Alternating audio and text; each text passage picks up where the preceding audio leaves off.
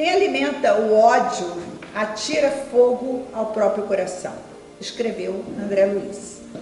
Se alguém o magoou, se o ofendeu com calúnias, não o imite, repetindo os mesmos erros. Coloque-se acima dele, sabendo relevar.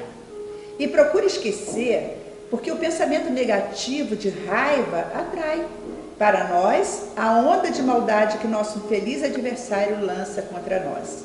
Para ser feliz, saiba relevar e esquecer. Boa reunião.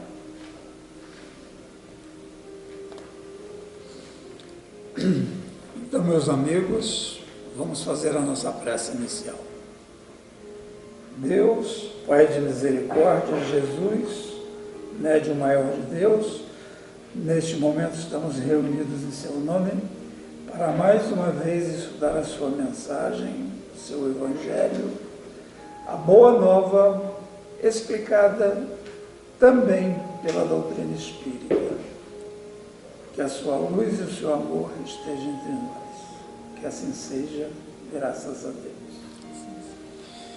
Bom, hoje teremos a doutora Janice Sampaio, psicóloga, transpessoal e junguiana, que está nos brindando aqui com suas palavras. Seja bem-vinda. Obrigada, querida. Bom, olá, queridos amigos que nos assistem aqui diretamente dessa casa abençoada. Hoje o tema que eu trouxe para dividir com os irmãos é equilíbrio, antídoto das obsessões. E a página que foi lida, como nada é por acaso, tem tudo a ver, porque a gente vai falar desse bem, desse mal, que na verdade não estão fora, estão dentro de nós. Então vamos lá. Marcos Evangelista anotou no capítulo 5, versículo 9, essas palavras de Jesus. E perguntou-lhe, qual é o teu nome? Ao que ele respondeu, Legião é o meu nome, porque somos muitos. Essa passagem de Jesus, que está no Evangelho, no Novo Evangelho, ela se refere a uma passagem onde um obsesso, ou seja, uma pessoa possuída por espíritos, foi levada até Jesus. Jesus então pergunta para o espírito que ali o possuía qual era o seu nome. E vejam a resposta, não era um, não tinha um nome, era uma legião. Essa passagem serve para que nós possamos refletir sobre o nosso dia a dia. Porque a doutrina espírita nos esclarece que nós estamos sempre acompanhados por espíritos. E como se dá essa companhia? De que forma nós atraímos ou repelimos essas companhias? Essa sabedoria sobre isso é de vital importância, porque quer nós acreditemos ou não nisso que eu acabei de falar, quer nós nos importemos ou não, isso influi diretamente em nossas vidas. Allan Kardec já perguntou, quando da codificação, aos luminares da existência, sobre essa questão, e a resposta dos espíritos, né? Kardec pergunta se influem em nossos pensamentos os espíritos, e eles redarguiram: muito mais do que imaginais, e de ordinário são eles que vos dirigem. Quando eu era menina, não lá em Barbacena, mas lá no Rio de Janeiro, e que eu me deparei com essa pergunta, eu já percebia isso desde pequena, essa presença dos espíritos na minha vida. Então veio para me dar respostas, porque até então eu sabia da existência, porque eu os via, eu os sentia, escutava principalmente, mas ninguém me ensinava como lidar com isso. Minha mãe católica não tinha respostas para as minhas perguntas. E no catecismo? Aí então que eu não podia nem falar nisso, que a professora mandava eu parar, a catequista.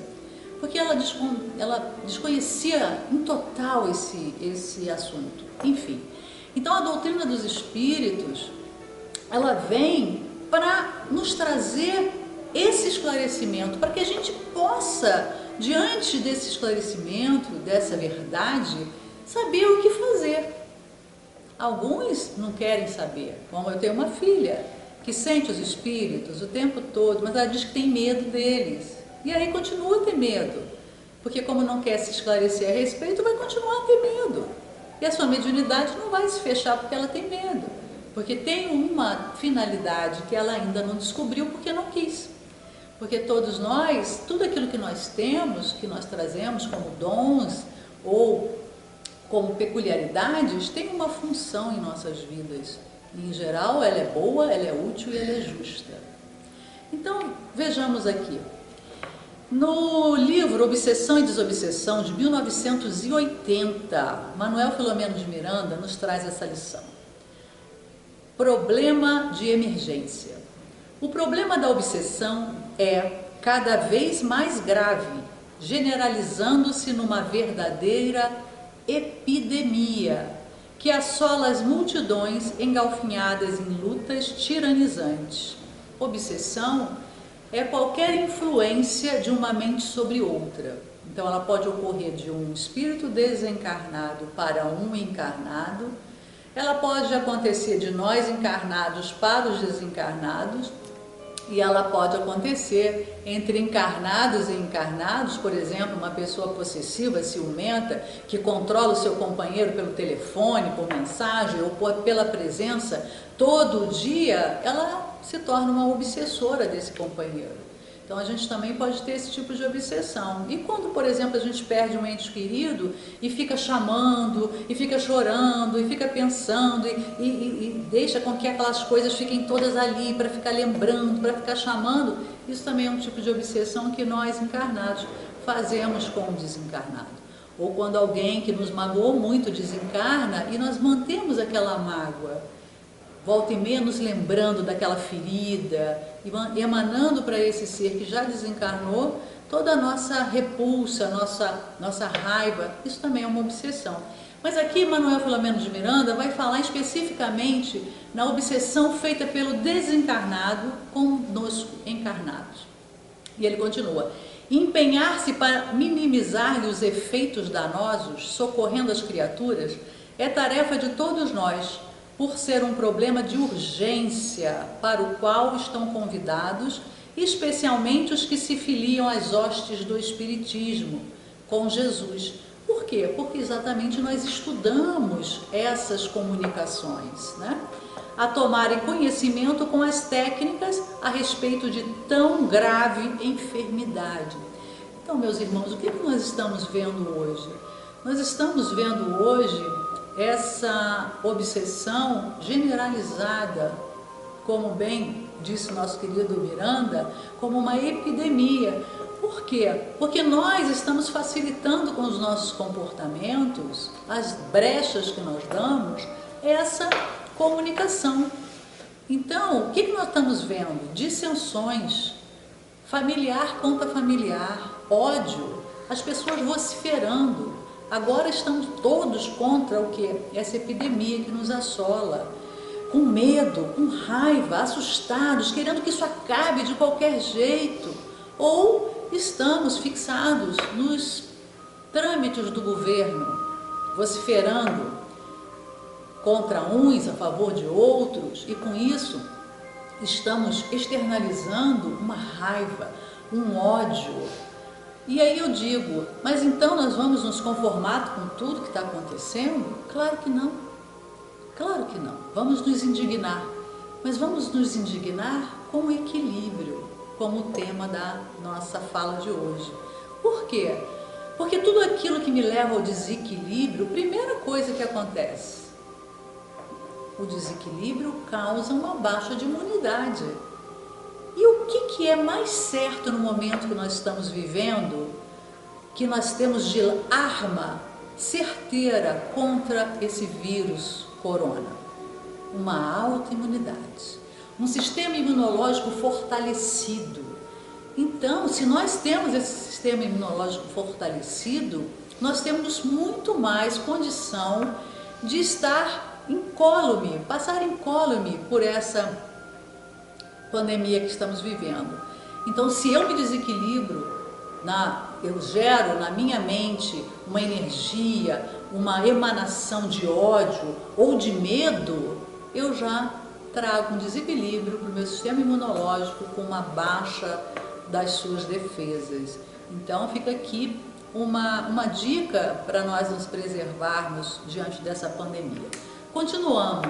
Aí agora, no dia 13 de novembro de 2010, quer dizer, agora, há quase 10 anos atrás, em Los Angeles, nos Estados Unidos, nosso querido médium Divaldo Pereira Franco recebeu uma página do Dr. Bezerra de Menezes, esse médico maravilhoso que trabalha para nós no mundo espiritual. E ele diz então assim: a sociedade terrena vive, na atualidade, um grave momento mediúnico no qual, de forma inconsciente, dá-se o intercâmbio entre as duas esferas da vida.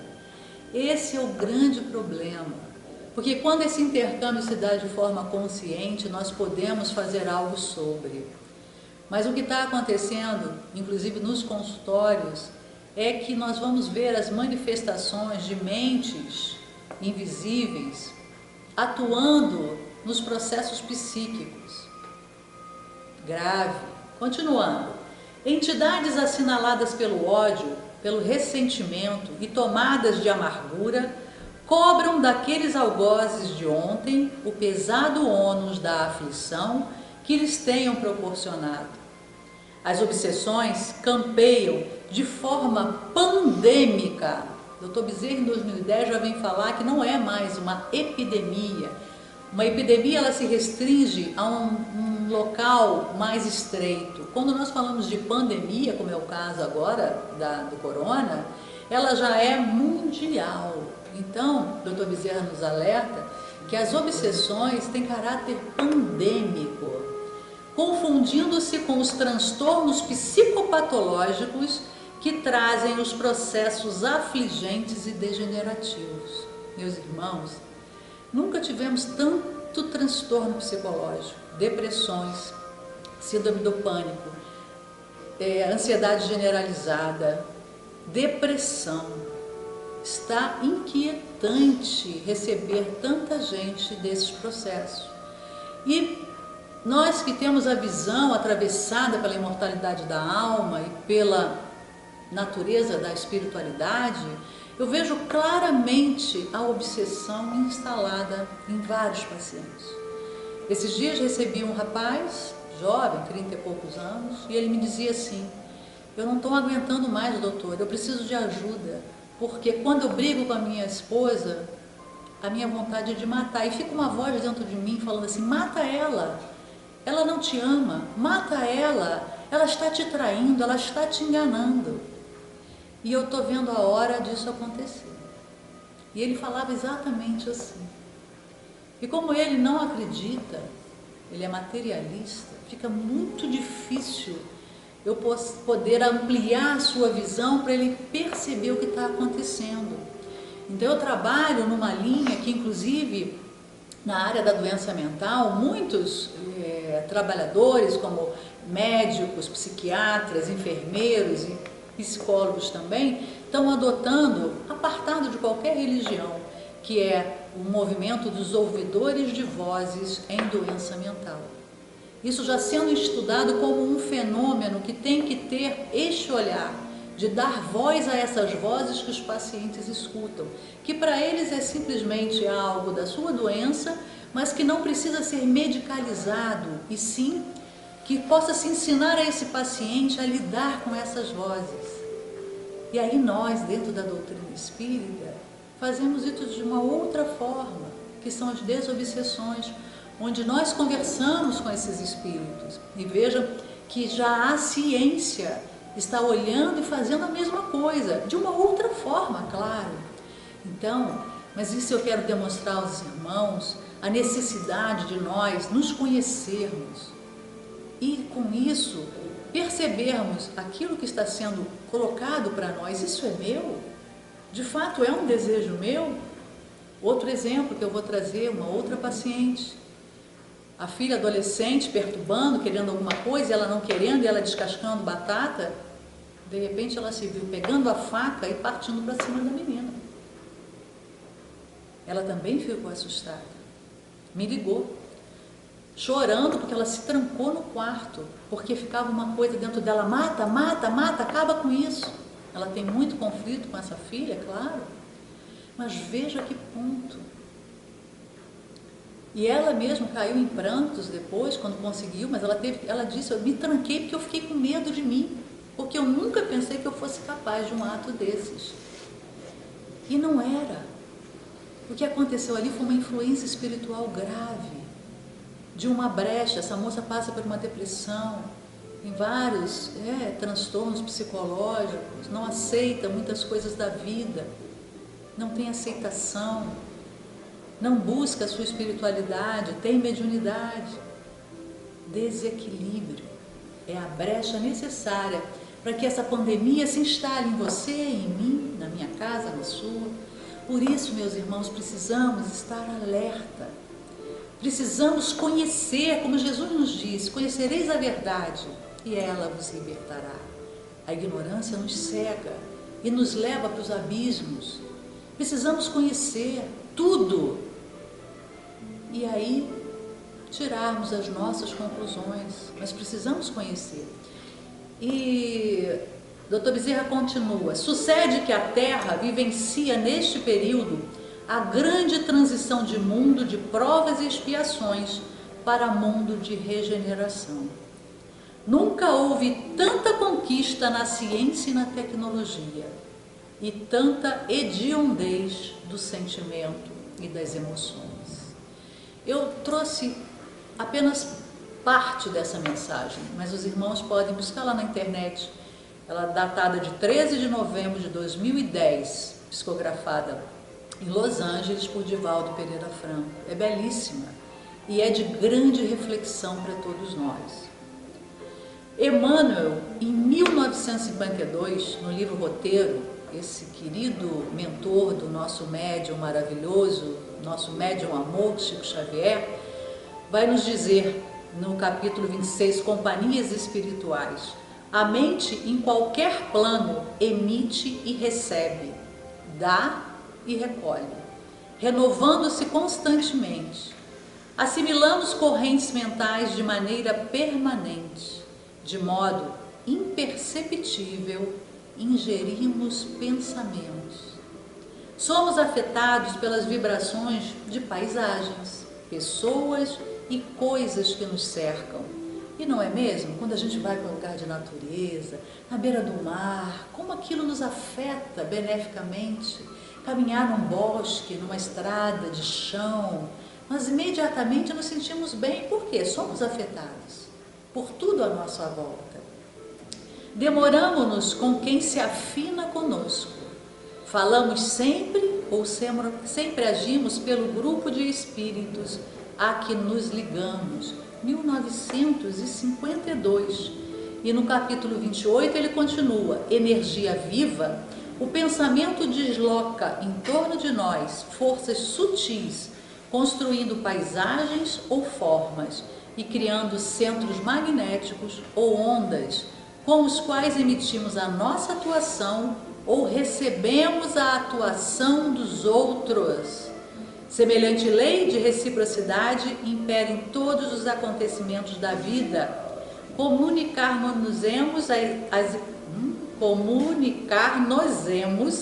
com as entidades e núcleos de pensamentos com os quais nos colocamos em sintonia.